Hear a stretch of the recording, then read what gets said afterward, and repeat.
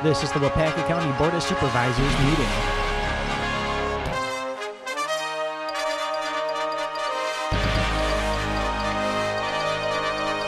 Good morning, everyone. Good morning. Good morning. I will call this Waupaca County Board of Supervisors and public hearing for proposed repeal and recreate Chapter 47 of the Code of Ordinance, Voluntary Conservation Easement Donation to order, and it's Tuesday, December 19th. Please press your roll call buttons. Mm-hmm.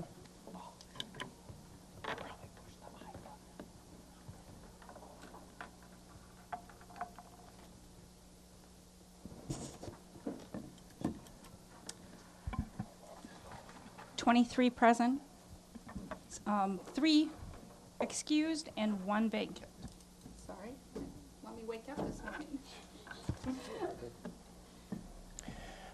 Only stand for the silent meditation and pledge to the flag.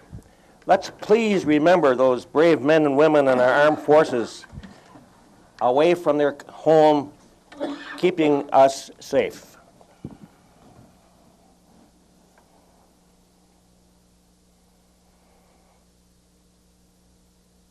I pledge allegiance to the flag of the United States of America and to the republic for which it stands, one nation, under God, indivisible, with liberty and justice for all. Thank you very much.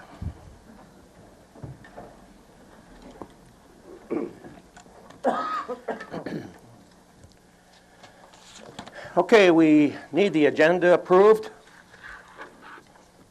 Motion by Mr. Zog and a second by Mr. Buck. Any discussion regarding the agenda before you? Seeing none, please vote. Last chance to vote. Motion carries 23-0.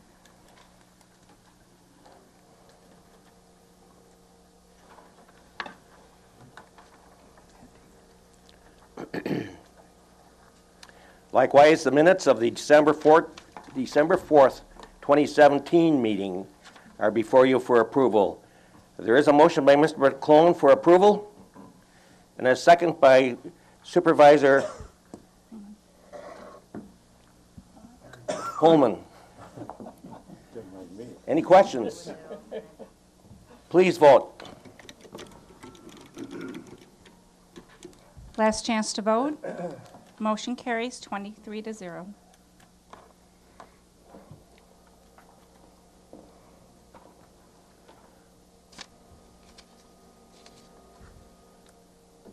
Okay, I'll be looking for a motion to open the public hearing on proposed repeal and recreate Chapter 47 of the Code of Ordinance, Voluntary Conservation Easement Donation.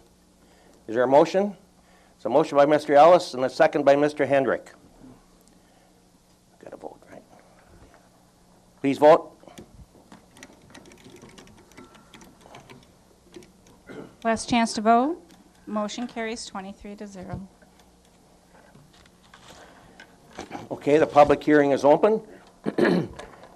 Is there anyone that would like to come and speak during the public hearing? If there is, we have to come to the podium and you have 3 minutes to speak. Again, is there anyone that would like to come to the podium to speak? Third time, anyone that would like to come to the podium and speak on this issue? Seeing none, I'd like a motion to close the public hearing. Motion by Mr. Johnson, and a second by Mr. Spearing to close the public hearing. Please vote. Last chance to vote. Motion carries 23-0.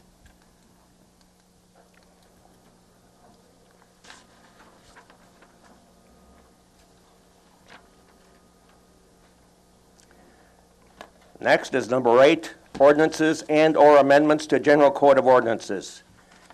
A is to repeal and recreate Chapter 47 of the Code of Ordinance, Voluntary Conservation Easement Donation.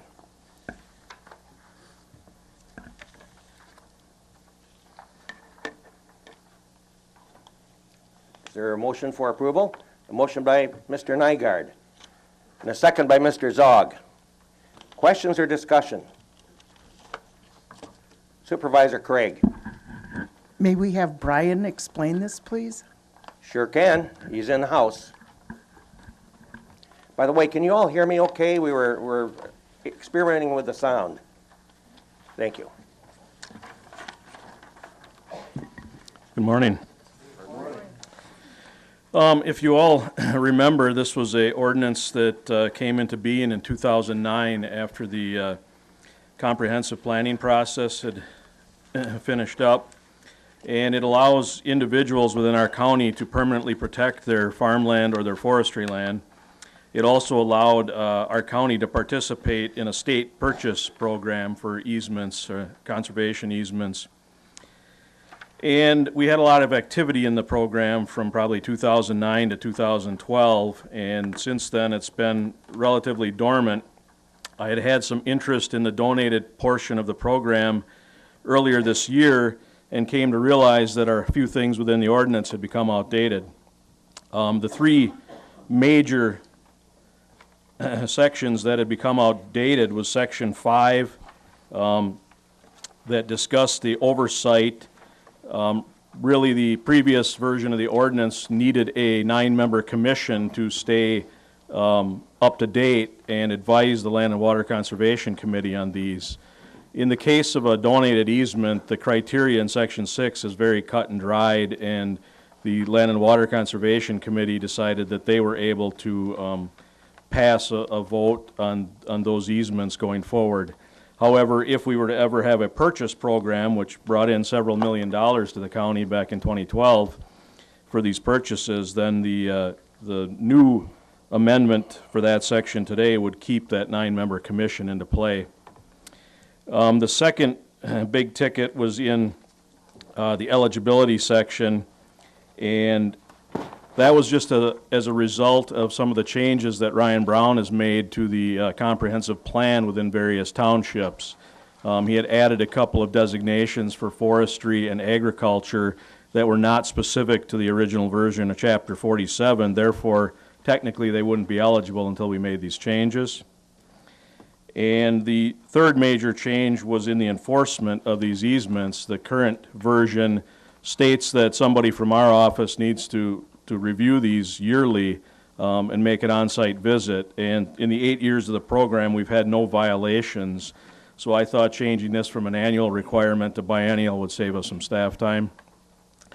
In the process of making those changes, I think Diane and I looked at a number of other things. The introduction had outdated information in that we removed, otherwise it would need to be continually updated. And Diane made some changes to the procedure for how a violation would be addressed by the county.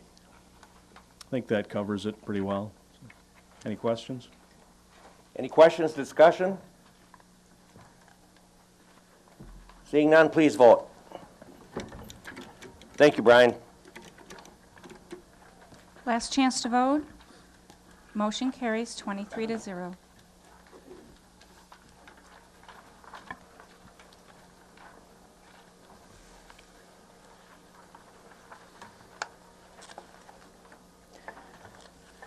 Okay, item B, 2017-642, amendment to Chapter 34, petition number Z-021-17, Town of Lebanon, Adam D. Motor, for a zoning map amendment from SR District to RR District on approximately 5.217 acres. Mr. Braun? Yes. Yes, this Adam Motor is requesting this zone map amendment from Stewart Residential to rural residential because he has 2 horses on his property and he'd like to be able to keep them. As it stands right now, animal husbandry is not an approved use within the Stewart Residential District, but it is a conditional use within the rural residential district. That's why this zone map amendment is required. A motion for approval? So motion by Mr. Fedowitz and a second by Mr. Quisman. Questions or discussion? Please vote.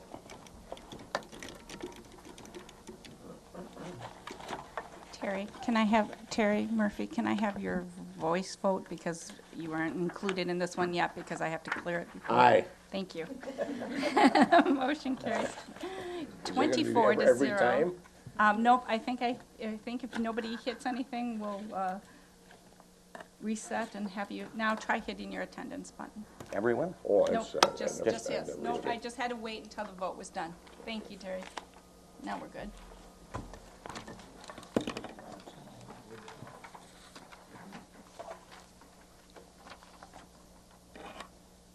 Okay.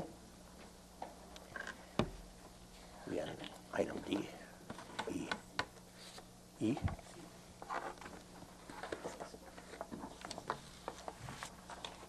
Okay, item E is 2017-643, amendments to Chapter 34. Petition number Z-022-17, Town of Dayton. Scott B. and Stacy Jo Salen for a zoning map amendment from AWT District to RR District on approximately 5.7 acres. So Scott and Stacey Joe Salen is looking for this rezone because they're looking to create additional development rights. The reason for that is because they want to sell off, I believe it's 1.6 acres or 1.7 acres off their existing parcel. In order to do that, they need an additional development right, which is why this rezone is required. There's a motion by Supervisor Pullman for approval and a second by Supervisor Gerald Murphy. Questions or discussion? Please vote. Last chance to vote. Motion carries 24 to 0.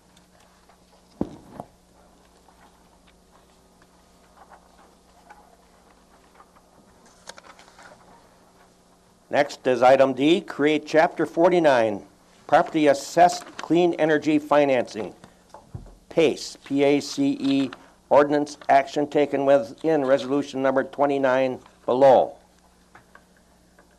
Do we have to vote on this then? No, the resolution, this is Okay. the Oh. discussion part about the program. Okay. All right.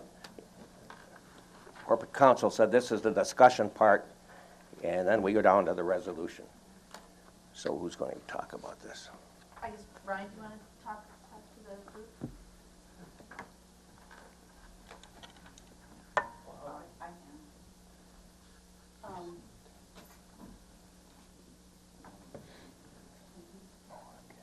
The executive committee was briefed on the PACE program previously, and also Finance and HR was briefed on this program. Representatives of the program included John Hockemer from Wisconsin Counties Association, and Justin, I can't remember his last name, who is the administrator of the PACE program. This is an option for lenders to participate in the program, and the county then would become a member organization of the PACE program. If we decide to approve joining the program, then one representative of this elected body would serve on the PACE Commission. The PACE Commission approves requests for financing through the PACE program. It entitles the debtor, the landowner, to capitalize on green energy savings, so they can get financing to do things like modernize HVAC systems or water capture systems, or on existing buildings, or in creating new development. So this was presented as an opportunity to maximize dollars in our community, lending dollars in our community to help grow and develop existing and future businesses, nonprofits, hospitals, things like that. So as if we join the commission, our representative on the commission has, I guess, super veto power. So if there's a development that's happening in Waupaca County, or project that's happening within Waupaca County that we don't think is good for Waupaca County, then our representative on the commission can veto the project, regardless of how the commission votes. So we can stop a project in our backyard if we feel that it's best for our communities. I think, Ryan, do you have anything? I think there are 32, is that right? Yeah, I 32 or just under, maybe. Yeah. The counties on either side of us, the neighboring counties around us are all within it already.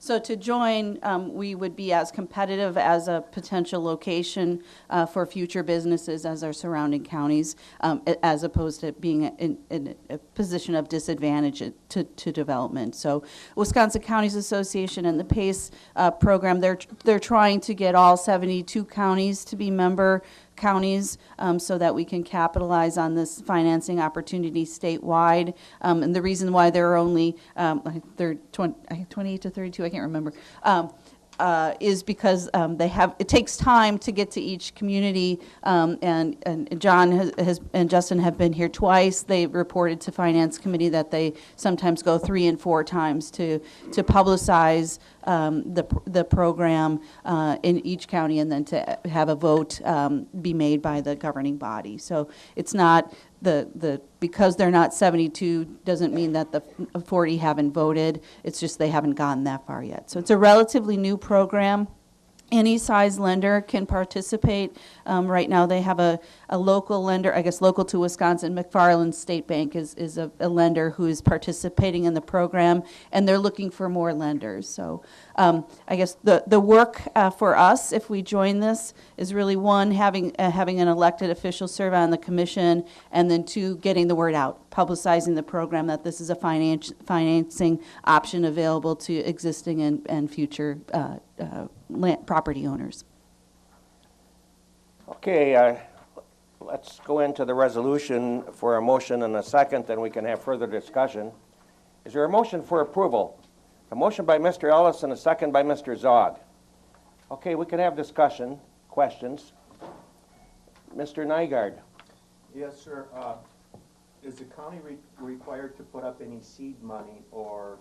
Use your mic. Mike, I'm sorry. My question was, is the county required to put up any seed money or anything that needed to be included in the budget to participate in this? No. I should have mentioned the other, there's no monetary input into the program because the lenders are, the ones who are extending the money. That's a good question. What I think the other ask of the PACE Commission for Counties is that if there's a lien on the property and the property gets foreclosed, working with our treasurer's office, that lien survives the foreclosure and will carry forward to the next property owner. So through this program, Mr. Hockemer reported that there haven't been any foreclosures at all in the lifetime of the program. So that's the involvement of the treasurer's office. Staff time would be part of the monetary input. Right, correct. It's not, do you want to come up with me, Dwayne? Oh. Yeah, the program is nationwide, and many of the lenders are big banks on the East Coast, so but that's just how it started. But we want, the more money that we can keep locally, it helps all of us, so. any other questions? Do they know, well, I guess I'm here. Do they know that the banks, are they going to be notified of the program? That's the administrator of the program, Justin, and I've forgotten his last name, is part of the publicity to going out to meet with bankers. They shared, John Hockemer and Justin shared a story that they spent several days in a row in Ashland and Bayfield County, a series of meetings with bankers and a series of meetings with government officials. So, and both of those counties are member counties now into the commission. So then they will be meeting with banks in Waupaca County as Right, well. and so I guess if we know and have connections with friends or family members who work at banks, it's a logical connection to say, hey, why don't you reach out to John Hockemer or have John, invite John to connect up with your local connection. Yeah. I guess to put it another way, Mary Kay, we don't have to solicit banks. The county doesn't have to solicit bank involvement. Clerk Jill Lodewagen said that the next, just for our information, in the next packet, she can include the brochure that they have just for your information. Any other questions?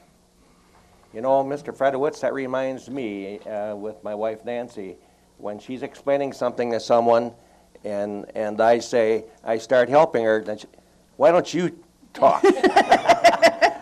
Perfect example. He looks more festive than I do. And Diane, your mic might work now. I forgot to tell you that. I apologize. Okay, any other questions before we vote? Please vote.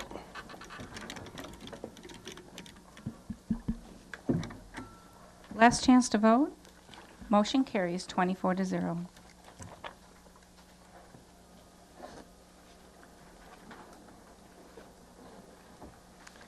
Okay, next we go to reports. Today we have Nancy Leipzig here. Did I say that correctly? We have a resolution first.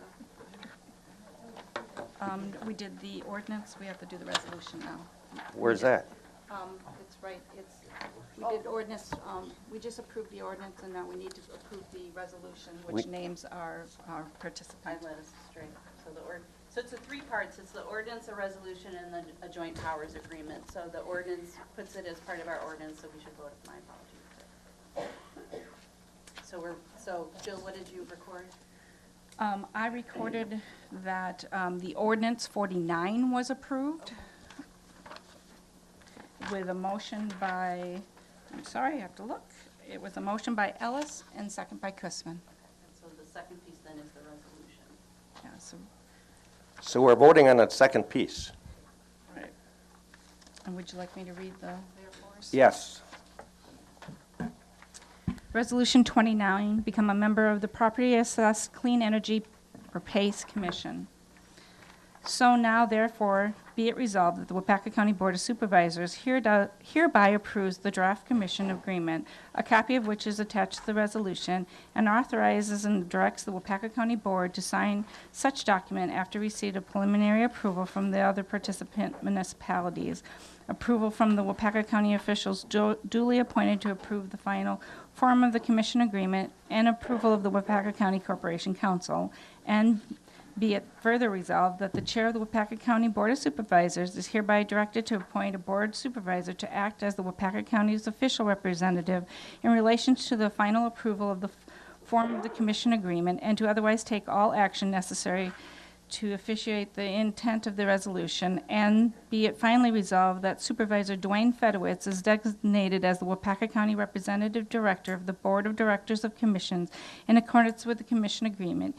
He is to serve as the pleasure of the Waupaca County Supervisors. Any questions?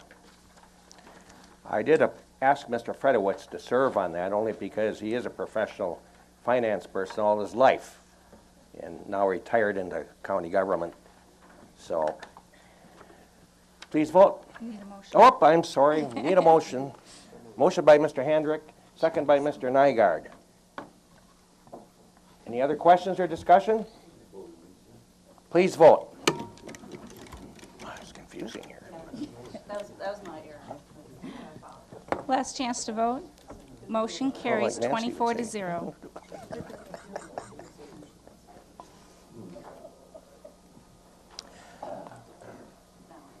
Okay, going into reports. My apologies here. We'll all apologize. We do this long enough, we'll get her. Good morning. Morning. Good morning, everyone. So the last time we had met, we had a special meeting regarding WCI and had gone over some of the decisions made there. And so I'm not looking to rehash the decisions, but rightfully so. Folks were concerned and had questions about kind of the what's next and what is entailed for what's in the plans for the members that are out there. It was requested that Nancy from Community Care come to speak to some of those pieces, and I had an opportunity to speak with Nancy last week briefly and hear all the legwork that's going on, not only with Community Care, but others that are involved with members at WCI in finding those community-supported employment pieces. And I'll let Nancy speak to that in a minute. But I just wanted to, kind of remind you again that I'd mentioned the national trend and the push is away from workshop models and into community employment. And if you track or look on Wheeler Report, you'll see even today there's legislation going through or being proposed at our state level. Two bills. One is called the Employment First Bill, and then the other is called the Partners with Business Bill. both bills, pieces of legislation are looking at promoting, supporting employment policies for people with disabilities. And so the Employment First bill is really looking at increasing employment rates for those with disabilities. And so there's kind of that seeing the writing on the wall and knowing what the model shift is, that there are things being enacted at the state level. And then the other bill being enacted, and this is something that Nancy and some of her colleagues have been talking about for a while now, is the Partners with Business bill. It's a model where employers will be trained to kind of train their employees to be natural job supports. And so being those natural supports to folks with disabilities in the workplace. And so two pretty significant bills being worked on at the state level that I think partners and complements what Nancy will probably be talking about and giving you updates about kind of this shift to the community employment. So I will introduce Nancy Leipzig, who is the Regional Program Director with Community Care. And here you go, Nancy. Well, thank you for inviting me to be here today. And the first thing I want to say that for our members who've been participants at WCI, this is a sad event, and so we are definitely working to support members and families through whatever the transition is that is coming for them, recognizing that it is a loss and that people are grieving. But we're also keeping a positive attitude and really working hard to develop new options for folks. And that's really what I wanted to share with you today. Our staff have been really busy over the last 4 weeks. And I'll first of all talk about some of the providers we're talking with. And then I can kind of give you an overview of right now as things stand, how many people are choosing what types of services or supports for the next chapter in their lives. First of all, one of our local businesses, Cahoots Day Services, is going to be expanding. And they've been very a positive provider for us. Our families and members who have been getting day services from their locations in Amherst and Waupaca have been very happy.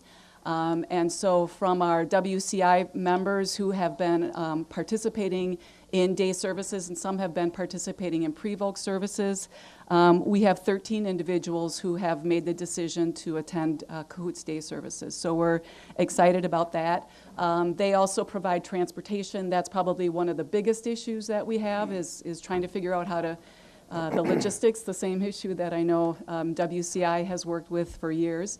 And Cahoots transports their own folks, and they are going to be opening a transport side business for other folks who are long-term support participants with Community Care, Iris, and Lakeland Care District who may not be attending their day service. So that's a positive that we've seen just in the last few weeks. I also wanted to share that Valley Packaging Incorporated, based out of Appleton, is starting a very creative alternative for folks. You may know that participants from WCI have worked in enclaves at Sturm Foods for many years, and Sturm Foods has been very interested in working with Valley Packaging, and in fact will continue to have 2 lines, production lines, running on site with participants and rehab staff through Valley Packaging. So we're considering it a community pre-voc program, and they're looking at between 14 and 20 individuals working on those lines. Once they get that up and running and get all the logistics figured out and the transportation figured out, they are hoping to open a 3rd line at Sturm Foods, as well as lines up in Clintonville at Creative Converting. And they've been a very supportive business in this whole process as well. So those are some positives that are coming out of this. Valley Packaging held a meeting at WCI for participants who've worked at Sturm Foods in the past, and almost all of them have signed on to want to work either 4 or 5 days. The other positive of this is that those individuals will be considered full-time employees of Valley Packaging and will be making at least minimum wage and up to $9.50 an hour. So as Chuck was talking about, the trend is moving people with disabilities into workplaces. This is a perfect example of it, and we're really proud and supportive of Valley Packaging in that effort. So some of the folks at WCI have been working in the community with job coaching provided through Den Services as a contract with the county. We do contract with Den Services, and they have agreed to continue that job coaching service, so we'll be adding that component to our contract directly with Den Services. So 7 individuals who've been doing that will be able to continue that, and they're happy about that because it will be some consistency with their staff in those positions. We have 5 individuals who've identified that they want to work in the community right now. We have a number who've said maybe in the future, but right now they are ready to apply with the Department of Vocational Rehabilitation. So we are working with them. We have Valley Packaging, who is a provider of supported employment in the community already for this county. Clarity Care is also an agency that does similar work, and they are working with DVR right now to become a licensed vendor for this county. So that'll be at least 2 choices if somebody wants to get a job in the community and they're funded through DVR, that they can choose a vendor who's going to help develop their job for them and help them with resumes and the support that they need in those work sites. We have a number of individuals who are interested in continuing to attend a workshop-based setting. So we are talking with Valley Packaging this afternoon, actually, about who those folks are and where they live, and is it possible for us to get them to Appleton if that's something they're interested in doing. I think for folks on the east side of the county, that will be doable. When we get to the center and the west side of the county, that's probably going to be unlikely. I'm also meeting with Lakeland Industries in Shawano tomorrow afternoon. They are also interested in accepting new referrals, so folks on the north end of the county might choose that as an option as well. I did meet with Opportunities Development Center in Stevens Point last week. I was astounded to learn that they closed their workshop many years ago in Stevens Point. They have not had a workshop. The services that they provide are all community-based. And once the dust settles and we kind of figure out where people are going to go, we're going to meet with them again next month with our staff in Waupaca to talk about what services in the Waupaca area and on the west side of the county they could develop for us, and they are very interested in doing that. They were wonderful to meet with, and they really understand the concept of community integration. I think I've hit on everything. We do have a number of folks who are going to retire. Of our a little over 72 people, participants at WCI, 11 of them were 60 and older. So a few of those folks are making that decision to move to that stage in their life and will stay home. We have a number of people that live in their own apartments and have decided they don't want to work. That's not something they're interested in. We'll find some other things for them to do with their day, and they're fairly independent and don't need somebody with them all day. So as you can see, we have people that are really all over the spectrum. We've charged our staff to go back to each one of our members and really talk about what are their outcomes, and what are their goals, and develop the services that will meet those goals. So. Do you have some questions for Nancy? Mr. Fleece. I'd like to thank Chuck and Nancy for being here today.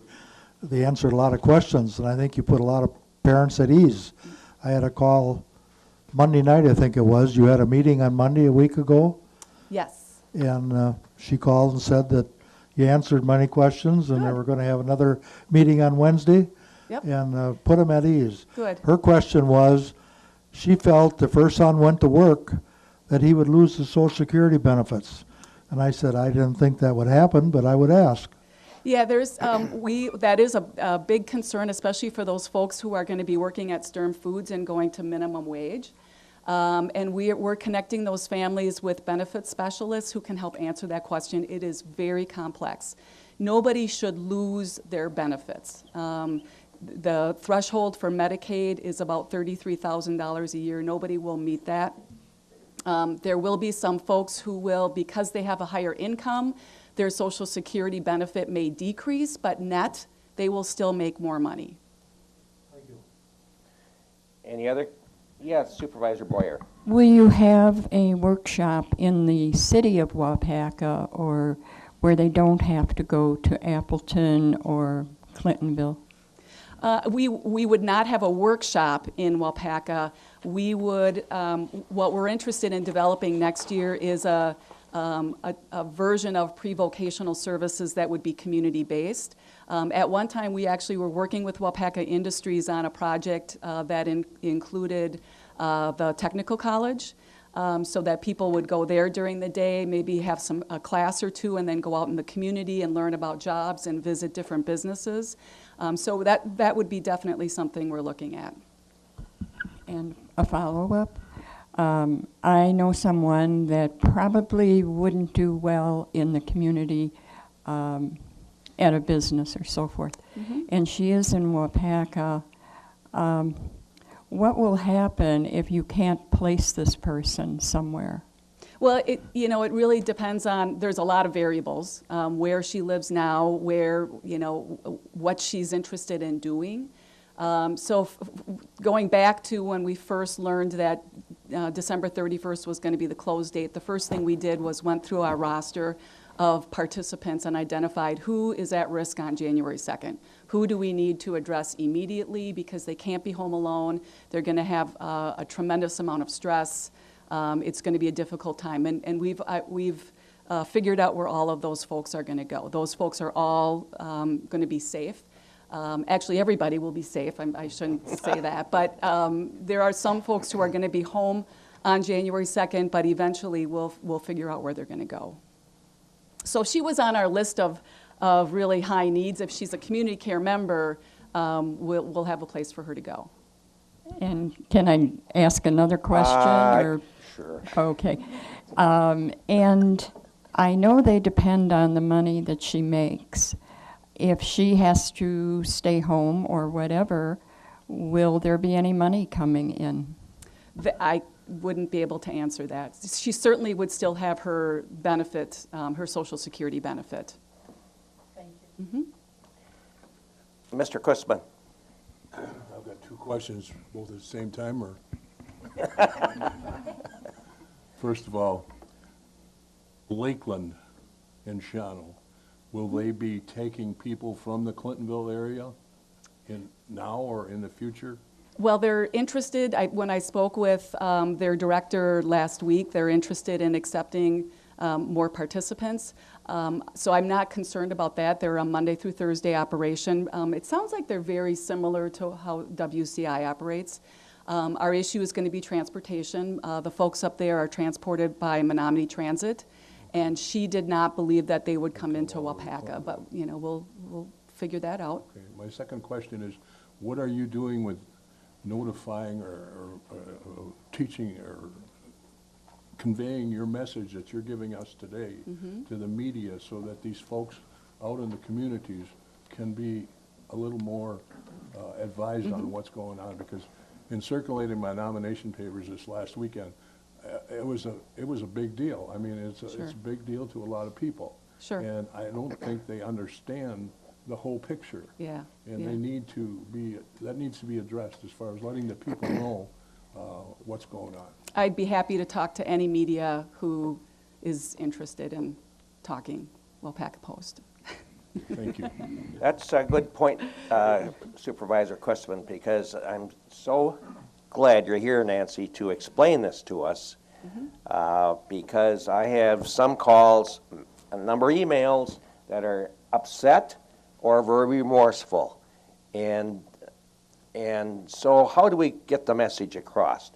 Thank you for the press for being here. Yes. Another method I'm using when my citizens call me is tell them, when you have a great explanation like you gave, Nancy, to watch the proceedings on our county website. I cannot believe how many people don't realize that the proceedings here are on the website. And they, I didn't know that. And so what you said today would be a great explanation for the public. Sure. And a great, education for us to even explain it, but what you did is super. All right. And any of you, if you have constituents that contact you, I'd be happy to call them. If you want to pass that information on to Chuck, I can also leave some business cards. I have had no problems talking with family members. That's not an issue. So. And I thank you for that. I was going to ask you for a card too, and Chuck will give it to me then. So. You bet. Any other questions? Well, thank you so very much, Nancy. I have one other comment. I'm sorry. Well, we got all kinds of hands here. Mr. Jerry Murphy? Well, I just want to thank Nancy for coming here today. I know that she represents community care, and ultimately community care is responsible for these people within our county that need services. And besides coming here today, Nancy has come to our committee of jurisdiction on occasion. She has met with outside of the area of the courthouse with people in that. She's been extremely helpful to us when we were trying to make this very difficult decision, and she's been extremely helpful with the period of anxiety after the decision was made to alleviate as much as possible, and you can't do all of it, but to alleviate as much as possible that particular concern and of the unknown that our clients and their families have. So I just want to thank you, Nancy, and I know that you will be here to step up to the plate whenever we need you. I'd be happy to come back, you know, early next year, maybe first, second quarter, and give an update. That'd be fine. I have one other comment for those of you who are employers here. There are many employers right now all over the state that are really working hard to get employees. Please consider hiring a person with a disability. Some of these folks at WCI are awesome workers, and they will not only be good workers for you, but they will really be a positive influence for all of your workers at whatever business you have. So please give that some thought. If you're interested in learning more, Chuck can get you my info. Anybody else?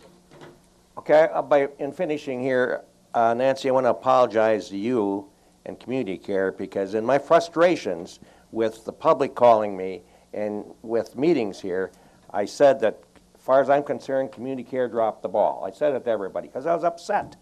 But this, I had no idea what you're all doing. Thank you so much. You're welcome. Thank you.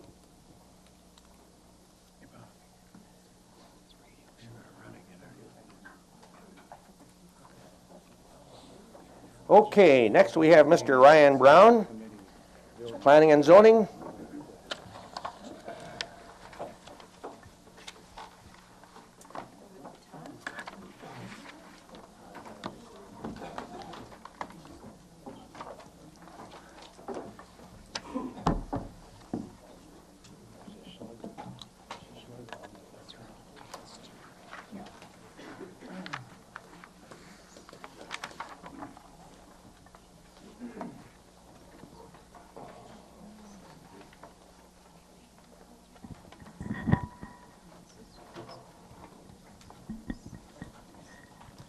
Okay, good morning. Good morning. So I understand it's been some time since the Planning and Zoning Office has given a report to the full county board. So instead of just going into the individual numbers, which you will also find, I passed those out this morning at your desks. Instead of going into the numbers, I'm going to go over just a little bit of background information into our office, types of things that we do, Planning and Zoning Committee does, and also our Board of Adjustment. One of the reasons why I chose this time of the year is because we just recently had our 50th anniversary. Zoning just turned 50 years old, November 8th, we just first started November 8th, 1967. So we just turned 50.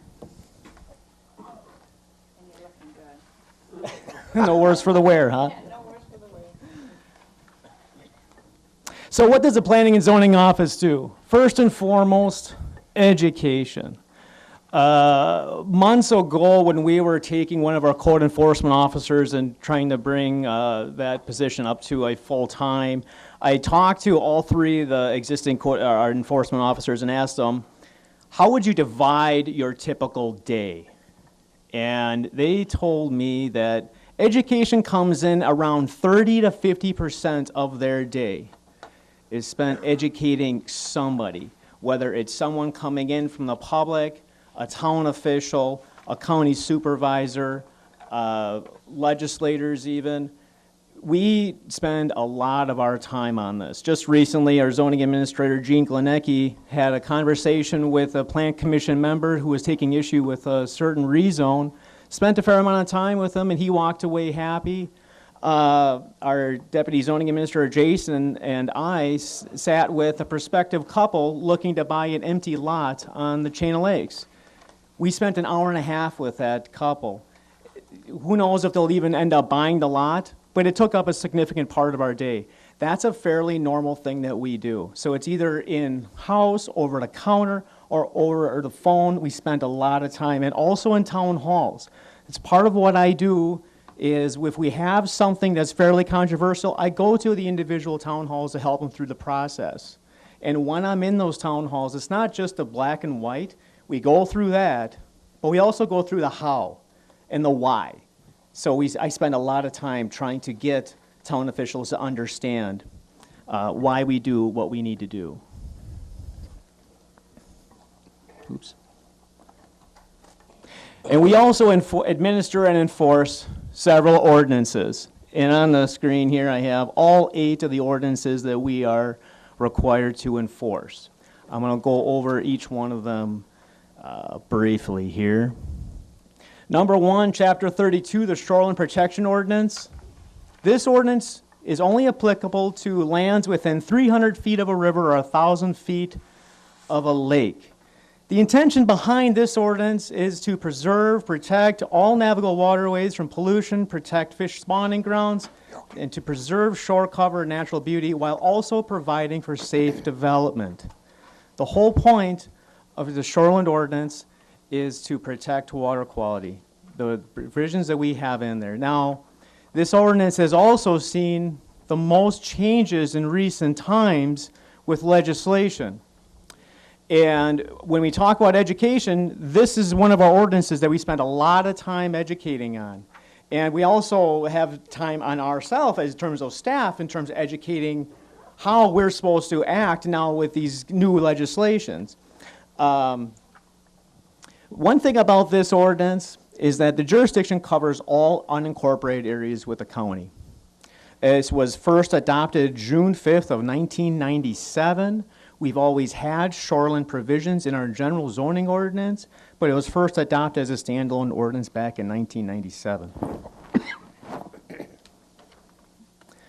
Chapter 34, our general zoning ordinance. This is the most common ordinance that we use in the office. This is when we're dealing with zone map amendments like we had 2 just today. Basically all of our land use permits, all our rezones, it all comes back to the general zoning ordinance. So the intention behind it is to establish reasonable standards to which our structures must conform, as well as guide the proper distribution and location of various land uses to promote the safe and efficient streets, conserve natural resources, and to minimize land use conflict. That's the essence of zoning, to guide the proper distribution and location of various land uses while minimizing land use conflict. The first zoning ordinance ever adopted came out of New York City in 1916. The point of it was buildings were growing really, really tall. They were starting to build skyscrapers, and those skyscrapers were creating large shadows over residential areas. It was blocking their sun. So they decided that we need to separate these land uses because it's creating conflict. This ordinance, what it does is it regulates most structures and land uses within the county. Essentially, any structure that's on a property for greater than 30 days requires a land use permit through this ordinance. The jurisdiction for this ordinance is in 19 towns of the 22 that we have in the county.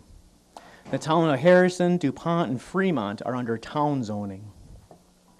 And like I had first mentioned at the beginning here, that general zoning was first adopted November 8th of 1967. It was actually ordinance number 1 of our Code of Ordinances.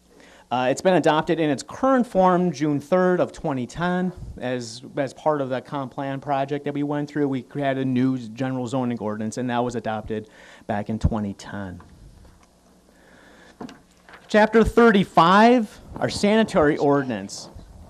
This ordinance is intended to ensure that all POUTs, which are private on-site wastewater treatment systems, are located, installed, and maintained to properly protect our citizens from disease, as well as to further the appropriate use and conservation of land and water resources.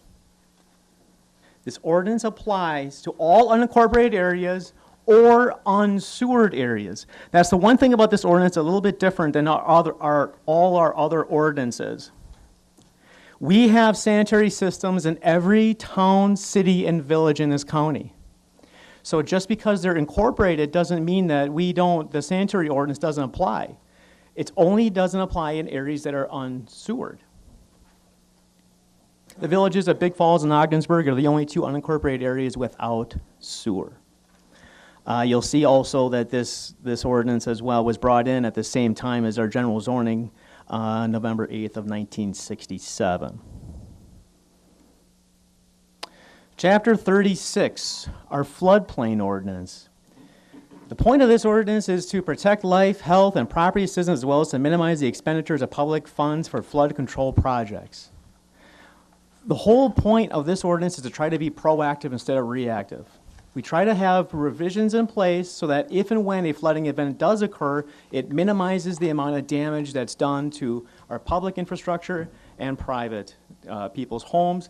And this is another one where we have, when it comes to education, we spend a lot of time on trying to tell people that we understand it hasn't flooded in the last 100 years in this area, but if and when it does, these are provisions in place that to properly protect yourself. The other thing that's interesting about this ordinance is that we need to meet the minimum requirements of NFIP, which is the National Flood Insurance Program. If we are not in compliance with that program, we lose our certification. And if we lose our certification, then nobody in the county can have flood insurance. So we can all remember what happened in Lake Delton years back when they had that flooding event there. They didn't have the NFIP certification. None of those property owners had flood insurance. They ended up losing their homes as a result. And this ordinance was first adopted July 28th of 1977.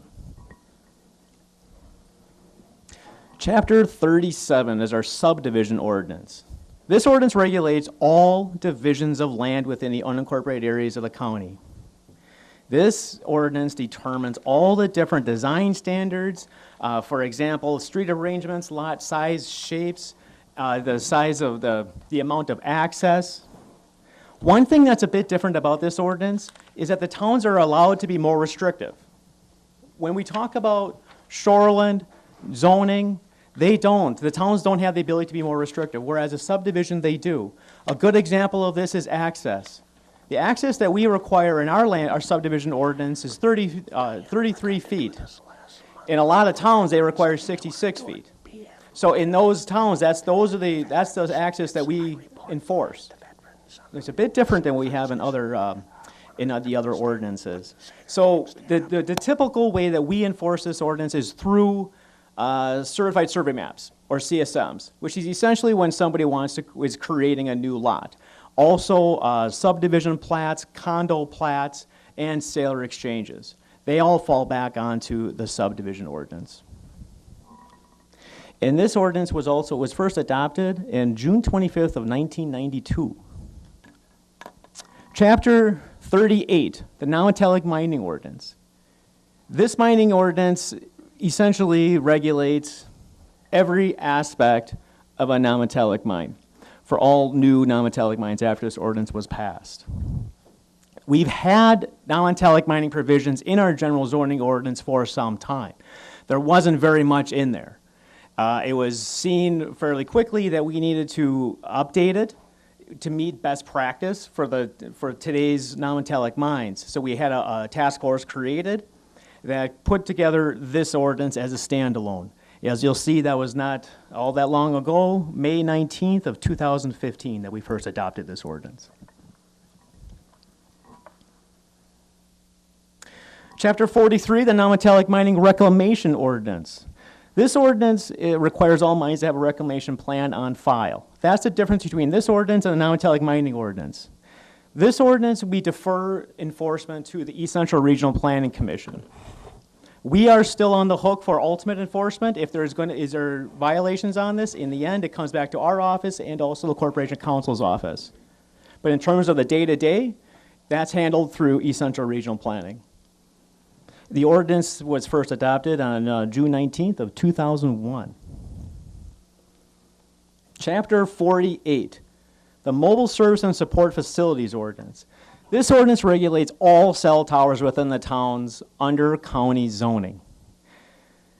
This ordinance was adopted in response to a budget bill that came through, it was 4 years ago now. Essentially, what that budget bill said was, if your ordinance is not consistent with this, you do not have an ordinance enforcing that we can enforce for cell towers. So we were forced to create a standalone ordinance consistent with the statutory change, and that's what this ordinance is. And you'll see it just turned 4 here, December 7th of 2013.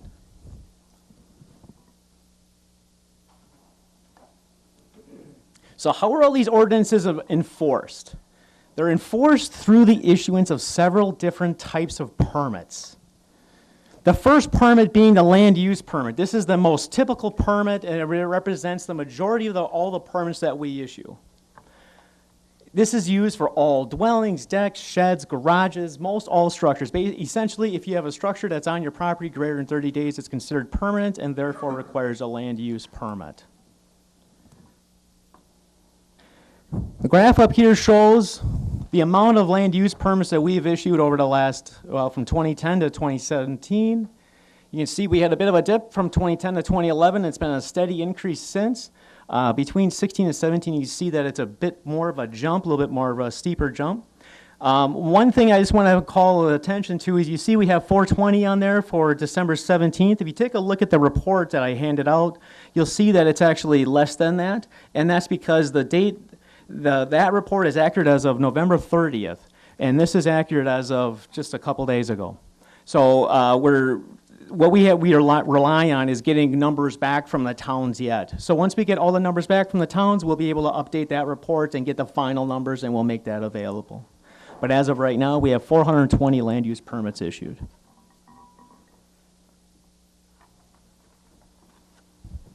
What this shows here is the amount of land use inspections by year.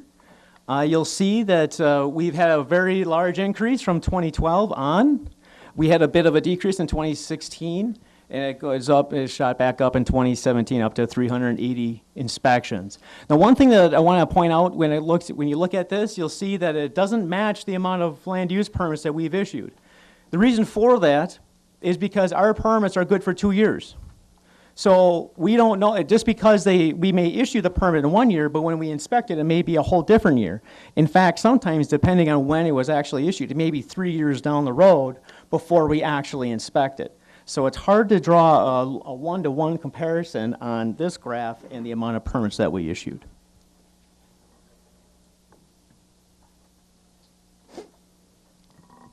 What this shows, this is an aggregate in the last 8 years. What this shows is where in the county we've been issuing the most land use permits. The two most obvious ones, we have the town of Muckwa and the town of Farmington. Those are our more populated towns in the county. The other towns that you'll see stand out, the town of Caledonia, the town of Lebanon. Those two towns benefit from their location. They're very close to Highway 10. They're close to Highway 45. So while they don't have the population that you would see in a Farmington or a Muckwa, they are still seeing a fair amount of development, or at least land use permits being issued in those two towns. And then from there you see the town of Dayton and Royalton.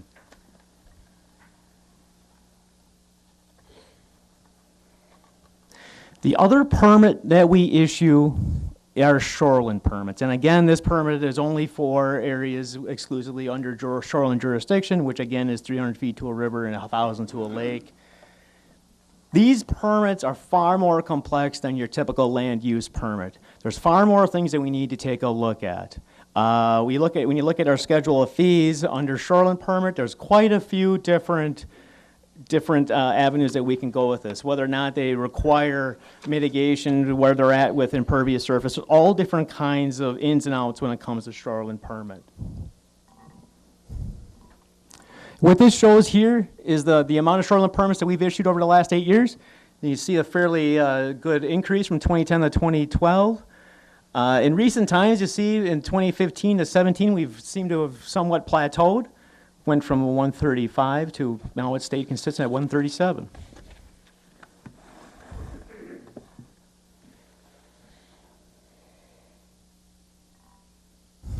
The inspections, again, you can see that it's kind of been a little bit up and down.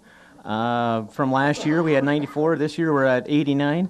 Again, it's hard to infer all too much about this because the permits are still good for 2 years. And it's also hard sometimes because, especially with shoreline, we see is sometimes they never even follow through with the permit. So it's hard for us to keep up with those. So it's hard to draw one-to-one again with permits inspected and permits issued.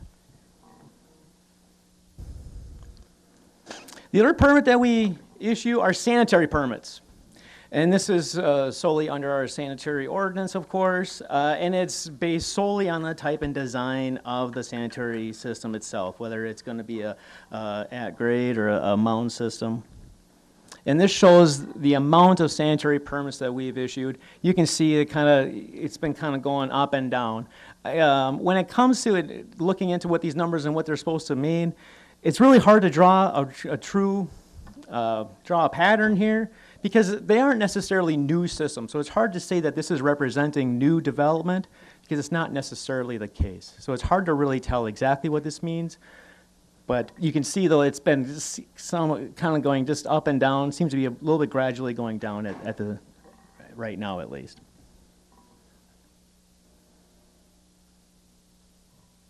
The other permit that we issue is a conditional use permit. Now, a conditional use permit, the uses that are not allowed by right, but may be allowed contingent on compliance with certain conditions. What makes this permit different than the other permits that I just talked about is that this is not an administrative permit. Land use, shoreline, sanitary, those permits are all considered administrative, which means that we issue those out of the office. They don't need to go through any further approval process. Conditional use permits do. They require a town input and also allows for neighboring members of public to provide input. We have a town recommendation form that goes along with all of our conditional use applications. And part of that application is it requires Plan Commission approval and town board approval. And the other thing that we have on there is if you're approving it, but you would like to see a list of certain conditions based on things you heard at your town hall, we have a place on that form to put that. So then that way, when we take it to Planning and Zoning Committee, they get a feel for how the conversation went inside that individual town hall. The beauty of a conditional use permit is that it allows for custom tailoring of the conditions based on the specific circumstance. One of the more common conditional use permits that we issue are for commercial animal facilities. And each commercial animal facility is going to be slightly different from the next, given its location, the context of the where it's located. It could be out in the country. It could be in more of an urban setting. It could have, the neighbors could be right on top of each other. Those are the types of things where we want to have some mitigation efforts put in place, and those all come out through the public hearing process.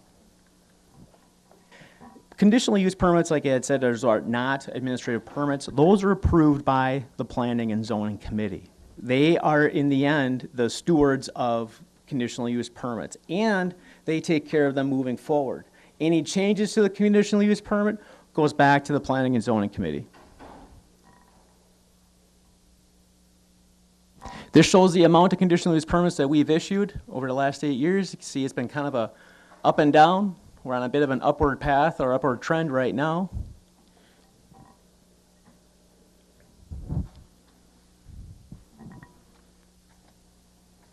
So what else does the Planning and Zoning Committee do? One other thing that they do, aside from approving conditional use permits, is they also approve, or I should say recommend approval, of zone map amendments. So zone map amendments are required when the proposed use is not allowed in a current district or if additional development rights are necessary. We just had that today, where we had a gentleman that was looking to divide their property and they needed to rezone or a zone map amendment to gain some additional development rights. It uses the same basic town input process as the conditional use permit. The only thing that's different from the conditional use permit to a rezone when it goes to the towns is that it needs to be held consistent with our comprehensive plan. We have a section right in our town recommendation form that asks the town, is this rezone consistent with your comprehensive plan? Yes, no. And if yes, where?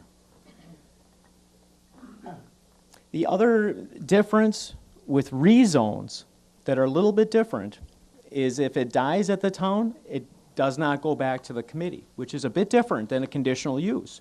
If a conditional use gets denied at the town, it still goes to the Planning and Zoning Committee. The other difference with a zone map amendment or rezone is that it does require full county board approval, which is why we take all the zone map amendments through county board. This shows the amount that we've had, again, over the last 8 years. You see the jump that we had in 2015, came back down in 16, or still up 21 in 2017. Still got a fair amount coming in. The other thing that Planning and Zoning Committee does is recommend approval for comprehensive plan amendments. These amendments are necessary when accommodating a zone map amendment, meaning if the zone map amendment is not consistent with the local comprehensive plan, then that municipality, that town may entertain the idea of amending their comprehensive plan. And in that process of that, the Planning and Zoning Committee in the end handles a recommendation for approval, and by state statute, all zone plan amendments end up back to the full county board. The other reasons for comp plan amendments or comprehensive plan amendments is if you're going to be implementing a new planning initiative. A good example of that is farm preservation. When we implemented farm preservation in the county, it required a comp plan amendment. Or when a town decides to make changes to their vision. You know, right now, one of the projects I'm working on is a 5-year update of all town comprehensive plans. When they make that update, that has to go through a comprehensive plan amendment process. Now, the one thing that's a bit different with comp plan amendments to keep in mind is that not all comp plan amendments come back to the Planning and Zoning Committee and the full county board. It's only changes to their future land use map. The reason for that is because their future land use map is our future land use map, the county's, and it's adopted by ordinance, which means by statute, any changes to the ordinance needs to be approved by the full county board.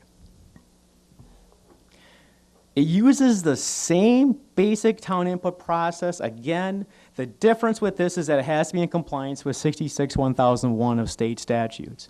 The big difference that we have in that statute is that it requires a Class 1 30-day notice between when Plan Commission recommends for approval and the public hearing, typically before the town board. The reason why that 30 days is a big deal is because of how towns typically schedule their meetings. So if the town decides they're not going to hold a special meeting, you could very well go 3 months at the town before we get a final approval from the town board. And then we then have to follow that same law, that same 30 days. So start to finish, comp plan amendments can take 5 to 6 months. So that's part of the decision-making process when we talk about education. That's one of the things that we're talking about with developers, that people are looking for proposed uses, just to let them know, because everybody knows that we have a truncated building season here in Wisconsin. We only have a certain amount of months to build on. And so if you're looking at final approvals not happening for 5 to 6 months, you have to keep that in mind. And that's something that we make sure to talk to anyone that's proposing a new use. A couple other differences also required by statute. The Plan Commission and the Town Board, the Plan Commission adopts or recommends approval through a resolution, and the Town Board adopts through an ordinance, which is different. Zone map amendments, conditional uses, that's not necessary. And again, the final approval still comes from the full county board. This is the amount of comp plan amendments that we've had. You can see that we pretty much vacillated between 6 and 9.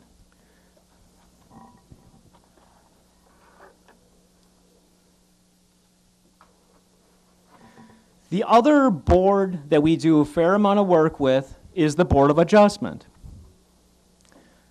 The Board of Adjustment is a quasi-judicial board created by County Board pursuant to Section 59.694 of state statutes. The Planning and Zoning Office acts as facilitator and provides technical support. But it's important to keep in mind that the Board of Adjustment is separate and distinct. They are not, they're completely different than the Planning and Zoning Committee. Now, we have two members on as supervisors that are part of the board. We have our chair, Pat Craig, and we also have a supervisor, Dave Johnson, who's on the Board of Adjustment. The other three members that we have are citizen members. The Board of Adjustment is responsible for hearing all administrative appeals as well as all variances. Administrative appeals is essentially a landowner or a developer or what have you that wants to challenge a decision made. It could be a decision made by a Planning and Zoning Committee. It could be a decision made by the Planning and Zoning Office. If they want to appeal that decision, that appeal goes to the Board of Adjustment. Over the last 5 years, we've had 3 administrative appeals. Variances are far more common. The most common thing that the Board of Adjustment deals with is variances. Variance is essentially a relaxation of a standard within the general zoning ordinance. Most typical is going to be setbacks. If somebody wants to build within a setback or wants to expand a structure within a setback, all those issues require variances. The other thing to keep in mind with administrative appeals and variances is that there is a mountain of case law associated with them. So it's a very highly regulated and strict process that we have to go through. There's set criteria that need to be met in order for a variance to be approved.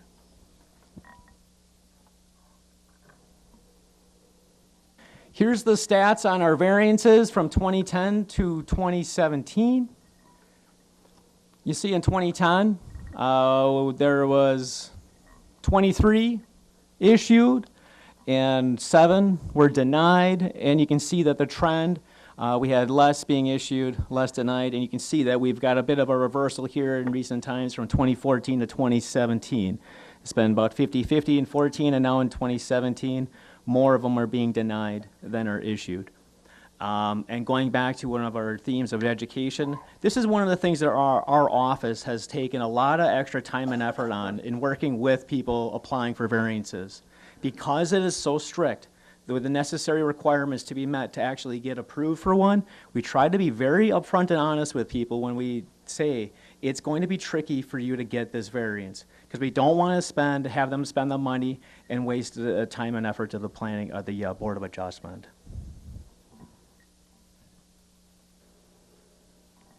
And that takes care of my the report, giving a bit of a background of the ordinances and permits that we issue and all the stats associated with it.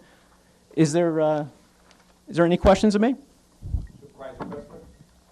Ryan, you might explain how we've changed from an intern program to adding staff and how that's affected our workload and what we've accomplished by doing that? Sure, yeah. So 2 years ago, we had our last intern. We had 3 interns, and those interns, their whole job was to do land use inspections. Reason for that, that's one thing that our office has not been able to do. We have not been able to inspect all land use permits. We inspect all conditional use permits, all sanitary permits, and all shoreline permits. They all get inspected. Land use permits, we have not been able to inspect them all. The whole point of bringing in an intern for those 3 years is to work solely on getting out to the field and inspecting those land use permits. We've transitioned into having a permanent position in the office. Last year, or I should say this year, we brought on Candace Bauer from Winnebago County. We hired her at 28 hours a week.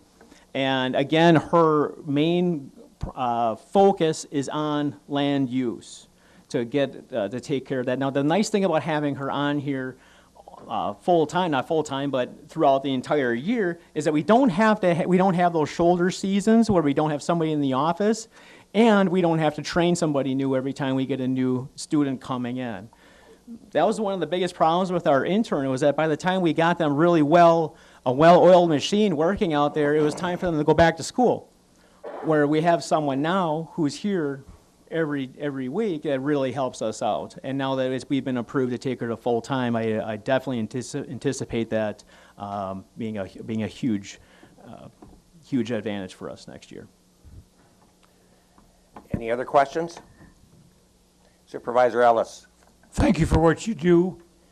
The Act of 32 is most important to me. The governor took a lot of the restrictions out of the Act of 32 a couple years ago. I have a neighbor who had an 800 square foot cabin. He decided to create a 6,000 square foot house on the same footprint. And I have another neighbor who's just finishing up one that's almost that weird. Is there a place somewhere down the road, maybe with a different governor, where we could get a few of these restrictions back to protect waterfront? Right. Yes. And that's been the biggest challenge for us. When we talk about education and working with people on why we can't, the vast majority of what you're talking about is non-conforming structures, the ability to expand them. In years past, we've always told them that the only way you're going to be able to expand them is through a variance. And through the course of legislation, the ability for somebody to rebuild, expand those non-conforming structures has been relaxed to the point to where they can just go ahead and do it. In fact, we had recent legislation, Act 67 and Act 68. Act 67 was specific to non-conforming structures in the general zoning, so that has now completed the paradigm shift when it comes to non-conforming structures. Before, it's always required variances if you're going to be doing any rebuilding. Only thing that's been allowed for them has been ordinary maintenance and repair. Any structural alterations require variances. Now, through that recent legislation and legislations that we've had in the past on shoreland, they are now able to rebuild in the exact same footprint of what they had before. They were always able to do that in the past in general zoning through acts of God. State statutes has a provision in there that says if something happened to your house through an act of God, you've been able to rebuild without requiring a variance. Now you're able to rebuild regardless on your own. In terms of when the pendulum might shift the other way, great question. But it's going to be really hard to go back. I guess that's the thing that'd be a good take-home message, is that for so many years, if we tell people no, then all of a sudden the state starts saying yes. It's going to be hard for us to flip back, to start going back to saying no. So it's a good question. Okay. I want to thank you very much, Brian, for your complete explanation. Thank you. I want to thank you for the great job you do, and also your committee.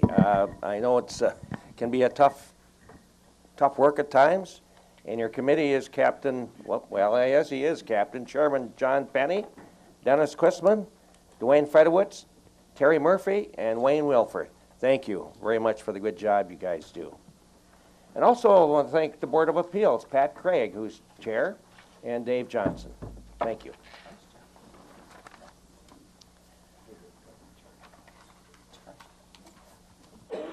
Okay, very quickly, I don't have a long report, thank goodness, but I do want to remind everyone the legislative conference is coming up. I got this in the mail to remind us to let the clerk's office know. We need to get the number of people going and so on in as soon as we can. I understand that the parking garage there is under construction, as I hear, but I'm sure that we'll find a place to park. So, and those dates are February 6th and 7th at the Madison Concourse Hotel. There's always a few of us that attend. It's a very interesting conference to go to. It's compacted into 2 days, so it's a good conference. One thing I do want to do quickly is apologize to something we didn't do last month. It was a very important day last month, and it seems that I overlooked it. It seems that I'm doing a lot of apologizing lately, but I just want to recognize the veterans, you veterans that have put time in for the benefit of we people when we're out there serving. What I'd like to quickly do, I want all the veterans to stand, and that includes the staff back there, and quickly introduce yourselves, what branch of service you were in and the years you were in, please. So, no. So will you please stand, you veterans? And being in the front row, Lee, you want to introduce yourself and where you're in service and the years? I was in the National Guard at Clintonville for 6 years, in the 60s during the Vietnam. I did not want to go to Vietnam, so I joined the Guards and had a great time playing in the infantry. Okay, stay standing. Carl?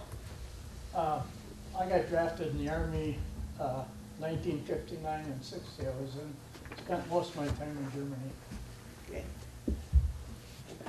Yeah, I went in 65, 67, U.S. Army, spent most of my time in Europe, and today happens to be the 50th year that they told me to go home. They didn't need me anymore, so time flies.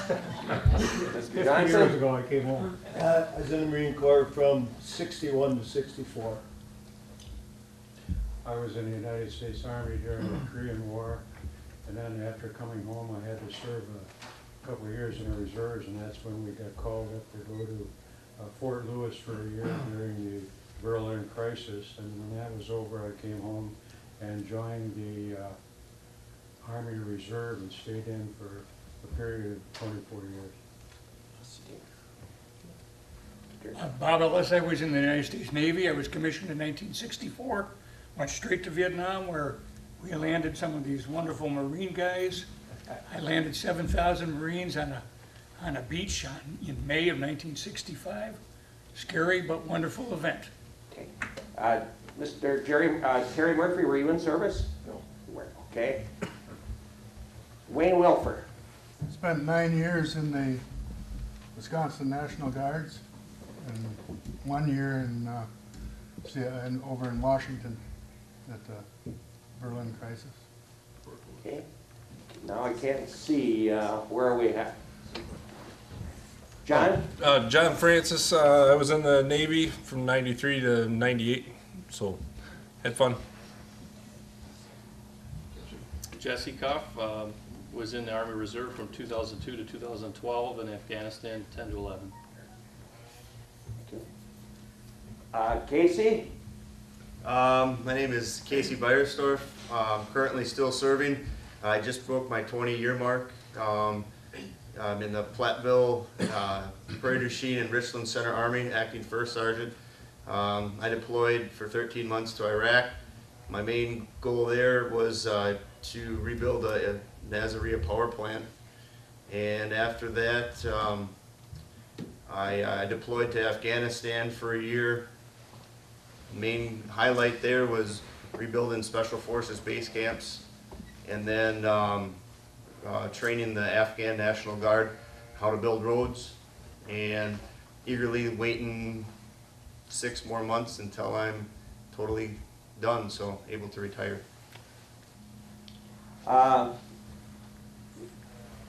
Mr. Merrickey, I forgot to introduce you. He's a guest here this morning. He used to be at all my council meetings and when I was a mayor. He used to try to keep me in a straight and narrow, but now he showed up here. So, you want to introduce yourself? And I'm John Merrickey. I was originally from Clintonville. 3 years ago we moved to Waupaca because all my wife's relations live here. There's 3 of them very ill. They didn't smoke enough cigarettes, so they're all in rest homes and all this other stuff trying to be covered. I was in the National Guards with Wayne Wilfer, and I got out about 3 weeks just before they got shipped to Washington. I was a truck driver, and the main man there in Clintonville says, "Why didn't you just go and clean out your locker and we'll retire, because you can't do both. You can't drive truck and be in the National Guard." I said, big thank you, and I got an honorable discharge for it. we get everybody? Okay, let's stand and give these people a nice round of applause.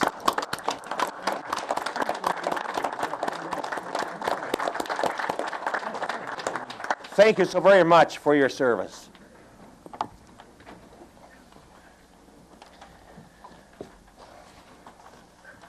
Okay, we go on to appointments. Excuse me. We'd like to appoint Chiago and Felicia Souza to the Birth 3 Early Intervention Program, Children's Community Options Program, Advisory Committee. Is there a motion for approval? Motion by Mr. Gerald Murphy, a second by Mr. Zog. Any questions? Please vote on that one. Last chance to vote. Motion carries 24-0.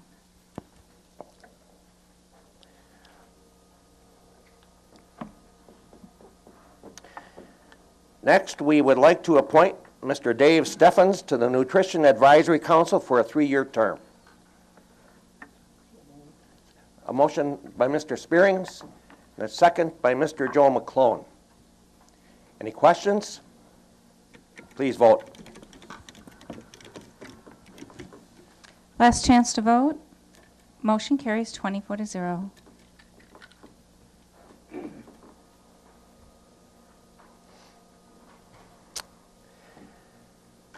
We would like to appoint Supervisor Patricia Craig to the Aging and Disability Resource Committee. So motion by Mr. Johnson, a second by Mr. Nygaard. Any questions? Please vote. Last chance to vote. Motion carries 24-0.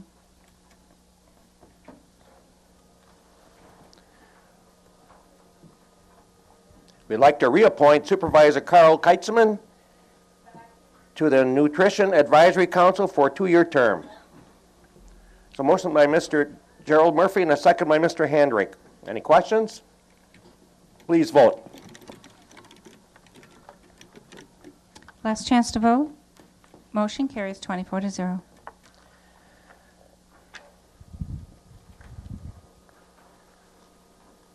And you see the announcements and correspondence in your packet. The 2018 official newspaper will be the Waupaca County Post. We have the Waupaca County Economic Development Corporation minutes and information. We also have the 5th Annual Hunger and Homeless Summit information. And we sure want to say thank you to Clerk Lodewagen for the great treats this morning. You make them yourself? I did. Wow. Homemade. Thank you very much. I think we're at the end of the rope here. We need a motion for adjournment. Dick, I don't want to adjourn, I just want to say something. Okay, go ahead. Listen, I know most of you people are aware that my wife passed away on November 15th. I received an awful lot of very nice sympathy cards from people from the board and from people that work here in the county building. And I just want to thank everybody. I also want to let you know that it was a choice to be buried from our church in Chicago where we raised our 5 children. Consequently, there was no wake or visitation here in Waupaca. Anybody who wants to, we're having a celebration of life at the Iron Grill, which is the restaurant affiliated with the Glacierwood Golf Course, on December 30th between 3 and 5 a.m. Beer, wine, and Norwegian meatballs are on me. So, if you'd like to attend, we'd love to have you. Thank you. Thank you, Mr. Murphy, and of course, our continued deep sympathy. Mr. Penny? I'd just like to add, Mr. Chairman, that Gene Sorensen, who's not with us here today, he's down in Madison at the University Hospital taking some treatments, serious treatments, and he also is a 4-year United States Air Force veteran. Okay. And I guess as long as some of you wonder, Mr. Barrington hurt his knee really bad Sunday, I believe snow blowing, and that's why he wasn't here at the meeting or meeting yesterday or today. I know his wife called me and said he was in a lot of pain and they're going to see what they could do. I believe he was also in service, Gary Barrington. So, yes. So, okay, thank you, and we'll need a motion to adjourn. A motion by Mr. Zog to adjourn, and a second by Mr. Terry Murphy. Please vote. Last chance to vote.